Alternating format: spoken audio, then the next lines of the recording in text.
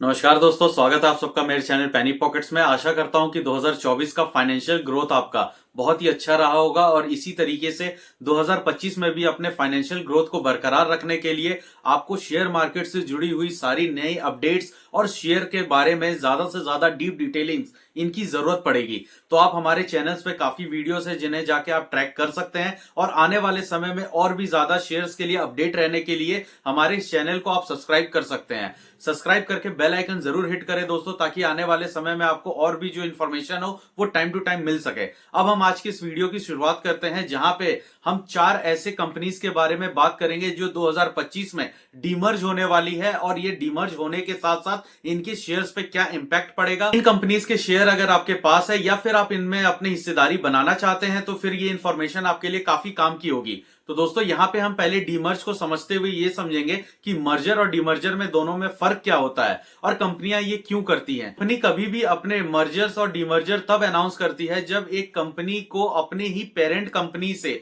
मिल रहे मुनाफे या नुकसान के वजह से जो अदर सब्सिडरीज कंपनियां हैं उनपे या तो इंपैक्ट पड़ता है, मतलब या तो उन्हें प्रॉब्लम होती है या फिर उन्हें वो कंपनियां अपनी ही एक्वायर करनी होती है जो ज्यादा प्रॉफिट कर रही हो। इससे ये अपने बैलेंस शीट को ज्यादा अच्छे से स्टेबल कर सकते हैं। कई बार कंपनियां डीमर्ज इसलिए करती हैं क्योंकि एक ही ग्रुप ऑफ कंपनी के अंदर मल्टीपल सेक्टर्स में मल्टीपल क्राइटेरिया में काम हो रहा होता है, तो वो उसे डीमर्ज करके अलग अलग सेक्शन में बांट देती हैं कि ये कंपनियां अलग अलग तरीके से लिस्ट होंगी तो इनका जो वैल्यूएशन है वो अच्छी तरीके से उभर के आएगा, इनके ग्रोथ ज्यादा होंगे। क्योंकि कई बार कंपनियां किसी भी सेक्टर में काम करती हैं और दो अलग सेक्टर में काम करते हुए क्या होता है कि कोई एक सेक्टर बहुत अच्छे से ग्रो कर रहा है, वहां से फाइनेंशियल रिजल्ट्स काफी अच्छे आ रहे हैं, लेकिन वहीं दूसरी तरफ जो दूसरा उनका सेगमेंट होता है या फिर वो सेक्टर ग्रो नहीं कर रहा होता है, जिसके वजह से कंपनी अच्छी परफॉर्मेंस दे के भी नहीं दे पाती है और इनके बैलेंस शीट में ये जो उतार चढ़ाव होता है इसके वजह से ये प्रॉब्लम आती है। तो कंपनियां यहां पे डीमर्ज कर देती हैं। लेकिन कई बार ऐसा भी होता है कि कंपनियों को अपने इन्हीं दो सेक्टर से काफी अच्छे रिजल्ट्स आ रहे हैं, काफी अच्छी बैलेंस शीट है, दोनों ही सेक्टर अच्छा काम करके दे रही हैं, लेकिन उस हिसाब से मार्केट से वैल्यूएशन या वो पैसे या शेयर्स के अंदर वो जो ग्रोथ है वो नहीं दिख पा रहा है। इसीलिए भी कंपनियां डीमर्ज करती हैं ताकि हम अलग अलग लिस्ट करेंगे तो अलग अलग जो इक्विटी शेयर्स मार्केट में आने के बाद इनकी जो वैल्यूएशन है वो अलग तरीके से बढ़ेंगी। तो इसके पीछे कई कारण होते हैं। इसमें सिंपल सा यही समझना है कि अगर 2 या 3 कंपनियां मिलकर एक संगठित कंपनी बनती है तो उसे मर्जर कहते हैं, और एक कंपनियों के अंदर से कई अलग अलग कंपनियां निकलती हैं और लिस्ट होती है तो उसे डीमर्ज कहते हैं। ये इसका बेसिक सा सिद्धांत है। अब हम यहां पे अपनी 4 कंपनियों के बारे में बात करेंगे जो कि 2025 में डीमर्ज होने वाली है और इस डीमर्जर से इन कंपनीज को क्या फायदा हो सकता है। यहां पे हम पहले कंपनी की बात करेंगे, वो है टाटा मोटर्स, जिसके बारे में मैंने पहले भी कई बार अपडेट दिया अपने वीडियोस में जो कि टाटा मोटर्स पे बनाए हुए होते हैं। यहां पे टाटा मोटर्स का मैं बता दूं तो इसी साल यानी 2024 के मार्च में ही इन्हें अप्रूवल मिल चुका था बोर्ड ऑफ डायरेक्टर्स की तरफ से।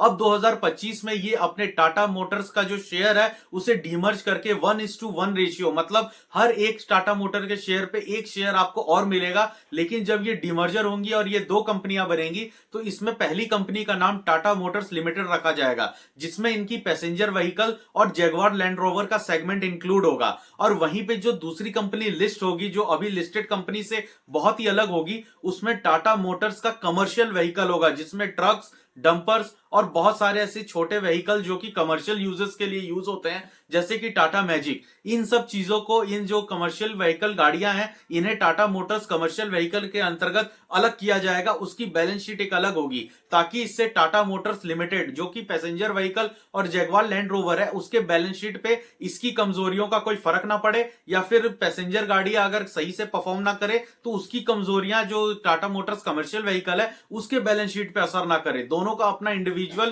कैरेक्टर होगा और ये दोनों ही ग्रो करेंगे। इससे इनकी वैल्यूएशन भी अनलॉक होगी और आने वाले समय में जो कंपनी है उसकी ग्रोथ की जो पोटेंशियल है वो काफी ज्यादा बढ़ जाएगा। इससे टाटा मोटर्स को मिलने वाले फ्यूचर में जो इन्वेस्टमेंट्स है उसमें भी ज्यादा क्लियरिटी होगा, और जो इन्वेस्टर्स हैं जो उसमें पैसा लगाना चाहते हैं, जिन्हें पैसेंजर व्हीकल पसंद है, जगुआर लैंड रोवर पसंद है, लेकिन कमर्शियल से थोड़ा सा दूरी रखते हैं, तो वो भी पैसा लगाने में हिचकिचाएंगे नहीं। उन्हें पता होगा कि अगर मैं ये पैसा इसमें लगा रहा हूं तो पैसेंजर व्हीकल में जाएगा, और अगर किसी किसी को कमर्शियल व्हीकल में पैसा लगाना है या फिर इन्वेस्टर बनना है या कोई बाहरी फॉरेन इंस्टीट्यूशन उसमें इन्वेस्ट करना चाहता है तो वो जॉइंट वेंचर में अपना जो कमर्शियल व्हीकल है टाटा मोटर्स का उसमें भी इन्वेस्ट कर सकता है। तो टाटा मोटर्स का करंट प्राइस चल रहा है वो 750 रुपए का चल रहा है, जो कि अपने ऑल टाइम हाई 1180 रुपए से 30 से 35% डाउन पे है। तो ये एक अच्छा डिस्काउंट भी है और अच्छे वैल्यूएशन पे भी दिख रहा है, जिसके बारे में मैंने एक डिटेल वीडियो बनाया, आप चाहें तो उसे देख सकते हैं, लिंक आपको डिस्क्रिप्शन में मिल जाएगा टाटा मोटर्स वीडियो के नाम से। यहाँ हम दूसरे कंपनी की बात करें जो 2025 में डीमर्ज होने वाला है, उसका नाम है वेदांता लिमिटेड, जिसका एक शेयर 5 शेयर में मतलब 1:5 के रेशियो में ये डीमर्ज होगा, जहां पे वेदांता लिमिटेड के अंदर से 5 ऐसी कंपनियां निकलेंगी जिसके वजह से आपको वेदांता का अगर शेयर आपके पास एक है तो वहां पे आपको 5 शेयर और मिलेंगे, जहां पहला वेदांता एल्युमिनियम होगा, दूसरा स्टील एंड फ्यूरियस मेटल होगा, तीसरा यहाँ पे ऑयल एंड नेचुरल गैस का होगा और चौथा यहाँ पे बेस मेटल का होगा और पांचवा वेदांता पावर का या एनर्जी का हम देख सकते हैं। इन 5 अलग अलग कंपनियों को लिस्ट किया जाएगा ताकि वेदांता लिमिटेड के आने वाले जितने भी माइनिंग अलग अलग मेटल सेक्टर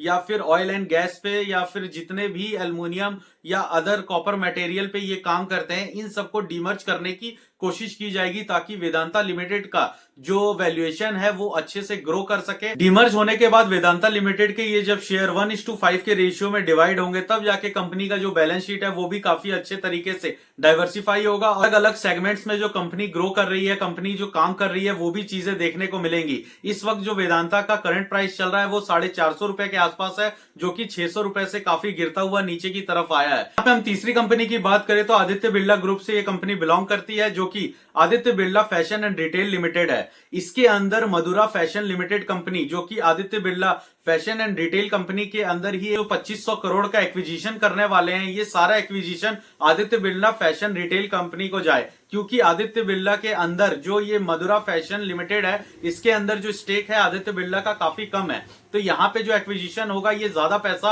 अदर स्टेक में ना चला जाए, इसीलिए इससे पहले डीमर्ज करेंगे और आगे आने वाली जितने भी इसमें वैल्यूएशन होना है, जो भी इसमें इन्वेस्टमेंट होनी है खास करके प्रोमोटर के तरफ से, वो उनके अपने जो पेरेंट कंपनी है Aditya Birla fashion and retail limited उसके अंदर हो। और जो मधुरा फैशन लिमिटेड है इसे अलग से लिस्ट किया जाएगा, क्योंकि इसका जो स्ट्रेंथ है ये पूरे मार्केट में नहीं है, ये साउथ इंडिया को ज्यादा कवर करता है। तो इसीलिए इसे डीमर्ज करके अपनी पेरेंट कंपनी को ज्यादा अच्छे से फोकस करना, क्योंकि इसकी जो ब्रांड वैल्यू है डीमर्ज कर रहे हैं 1:1 के रेशियो में, जिसमें ये दोनों कंपनियां ही डीमर्ज होंगी। इससे ये फायदा होगा आदित्य बिरला फैशन लिमिटेड को कि ये आने वाले समय में इसका जो बैलेंस शीट है वो भी काफी अच्छे से सही हो जाएगा, क्योंकि आदित्य बिरला फैशन लिमिटेड ये एक प्रॉफिटेबल बिजनेस है और जो मधुरा फैशन लिमिटेड है यहाँ पे थोड़ा इनका मार्जिन डाउन होता है और यहाँ पे ही इनको रिटेल सेगमेंट से सबसे कम का ऑर्डर मिलता है। तो इन चीजों को वो डाइवर्सिफाई करना चाहते हैं, इन चीजों को वो डीमर्ज करके कंपनी में अलग अलग लिस्ट कराना चाहते हैं, ताकि आगे आने वाले समय में जो इनका मेन कोर बिजनेस है उसके ऊपर ज्यादा इंपैक्ट ना आए। दोस्तों चौथी कंपनी आईटीसी है, जिसमें रिटेल का काफी अच्छा पार्टिसिपेंट है और पसंदीदा शेयर भी है। यहाँ आईटीसी जाना जाता है अपने एफएमसीजी बिजनेस और सिगरेट बिजनेस के लिए, लेकिन इसी के साइड बाय साइड इसमें आईटीसी के जो होटल्स है वो भी काफी ज्यादा पॉपुलर है। यहाँ पे कंपनी ने होटल बिजनेस को अलग से डिमर्जर करने का जो प्रस्ताव है वो पारित किया था 2024 के अगस्त में। यहाँ पे होटल बिजनेस को अलग करेगी कंपनी और आईटीसी लिमिटेड के अंदर हमें एफएमसीजी और जो सिगरेट का बिजनेस है वो हमें अलग से देखने को मिलेगा, जहां पे पेपर बिजनेस भी है। ये सिर्फ उस आईटीसी लिमिटेड के अंदर से अपने होटल एंड रेस्टोरेंट के जो बिजनेस है उसे डिमर्ज कर रहे हैं। तो यहाँ पे जो शेयर होल्डिंग होगी, जो शेयर का रेशियो होगा वो कुछ इस तरह से होगा कि जिसके पास भी आईटीसी लिमिटेड का 10 शेयर होगा उसे 1 शेयर आईटीसी होटल्स का मिलेगा। ये डीमर्जर के थ्रू यहाँ पे कंपनी का सिर्फ एक एंटिटी जो कि होटल बिजनेस में काम करता है उसे ही अलग किया जा रहा है। होटल बिजनेस को सेपरेट इसलिए कर रहे हैं क्योंकि होटल का जो इनका बिजनेस है पिछले 3 साल में काफी ज्यादा प्रॉफिटेबल साबित हुआ है और यहाँ पे इसको अगर सेपरेट लिस्ट करते हैं तो ये आने वाले समय में इंडियन होटल्स जैसे जो टाटा ग्रुप का एक सब्सिडरी है उसे टक्कर देने के लिए काफी ज्यादा फाइनेंशियली अच्छे से ग्रोथ कर पाएगा और उसी के साथ साथ इसकी वैल्यू अनलॉक होगी। और यहाँ पे जो ब्रोकरेज है जेएम फाइनेंशियल, इसने आईटीसी का टारगेट 525 रुपए का दिया है। हालांकि एक तरीके से आईटीसी का भी पूरा ये प्लानिंग था कि वो भी अपने जो अलग अलग सेपरेटेड बिजनेस है इन सबको अलग अलग एंटिटी में लिस्ट करे, लेकिन ये तो एक शुरुआत है जहां पे इन्होंने सिर्फ अभी अपने होटल सेगमेंट को ही सेपरेट किया है। बाद में आने वाले टाइम में हो सकता है हम ये भी देखें कि ये अपना जो सिगरेट बिजनेस है उसे अलग लिस्ट करे और आईटीसी पेपर को भी अलग से लिस्ट कर सकती है, जहां पे इसका क्लासमेट नाम का जो ब्रांड है वो काफी ज्यादा पॉपुलर है। ऑल इंडिया इसकी अच्छी सेल्स ग्रोथ है। तो पेपर बिजनेस से लेके एफएमसीजी से लेके और सिगरेट बिजनेस और भी कई सारे इसके बिजनेसेस है जो कि आईटीसी वर्क करती है, तो ये सब आईटीसी लिमिटेड के अंदर रहने वाला है। तो दोस्तों ये तो रही 4 कंपनियां जो कि 2025 में हम डीमर्ज होते हुए देखेंगे, जिसका अलग से लिस्टिंग होगा शेयर्स का, और यहाँ पे वैल्यूएशन भी अनलॉक होते हुए दिखेगा। उसके बाद आने वाले कुछ सालों में इसकी अच्छी ग्रोथ भी देखने को मिल सकता है, क्योंकि ये सभी कंपनियां ज्यादातर लार्ज कैप से बिलोंग करती हैं, जहां पे काफी अच्छा पोटेंशियल मिल सकता है आने वाले समय में। दोस्तों आई होप ये वीडियो आपको अच्छा लगा होगा, इन्फॉर्मेशन अच्छी लगी तो आप कमेंट में अपने सवाल लिख सकते हैं। मिलते हैं अगले वीडियो में और भी इन्फॉर्मेशन के साथ। नमस्कार।